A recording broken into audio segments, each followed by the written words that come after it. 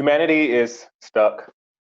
We're teetering over a pit of self destruction, balancing human worth and personal ego, and our arms are quickly wearing out. Humanity is Atlas holding the world of our injustice, and we can't keep it up anymore. We're seeing in real time the unveiling of unresolved racism, issues that for some unknown reason are naively thought were resolved with the martyrdom of Dr. King. However, as a young Black man from Atlanta, the shining jewel of the antebellum South, I was not afforded the same naivete like that of my white peers. I was not allowed to be so gullible. In my early years, as I sat in class, I was already labeled a troublemaker.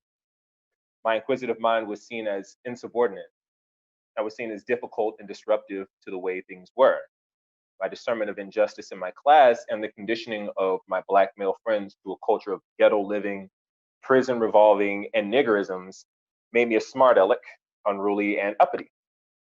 I was always the one acting white.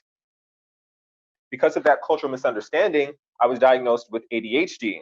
I would have been made no different than the victims of the Tuskegee incident, pumped full of drugs, turned into a mindless zombie to be controlled and labored, as opposed to keeping me in an environment where other like-minded individuals would have allowed me to flourish. I was labeled a troublemaker and was almost put away where I couldn't make any more trouble for the powers that be. My intellect was sequestered, hidden away, and demeaned. I was taught to feel guilty for being smart. How many other geniuses were beaten into mental slavery? How many other young children were subjugated into intellectual submission? The educational system would have made my mind a vegetable and my body another cog in the machine that allowed racism to endure. How many of my brothers and sisters' dreams were deterred by racist institutions geared towards maintaining the status quo? I come from a long line of servicemen. As far back as the Seminole Wars, they fought, bled, still called my grandfather boy when he came back from World War II, and my uncles and dad nigger when they returned from Vietnam. Did they serve this country just so it could be hateful for them? Is this what they fought for? Did they fight for a half-assed apology for centuries of denigration? Did they fight for me and my generation to be shot dead by the people sworn to protect us? Are constituents so important and scared that the only thing that matters is how tough a candidate is on crime? Are we still enemies in the nation we helped build? It took 400 years for the world to finally stand up and recognize our worth and humanity. The orphan of the world, abandoned by our homeland, hated in our new land.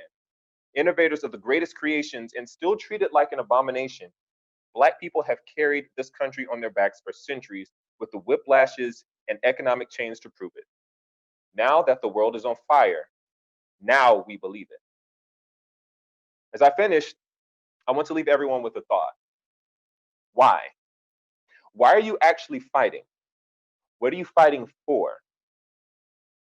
And what do you win from all of this? And if you just started, what took you so long? We're going to need every ounce of strength to lift this world of injustice off of us. But thank you for standing with us.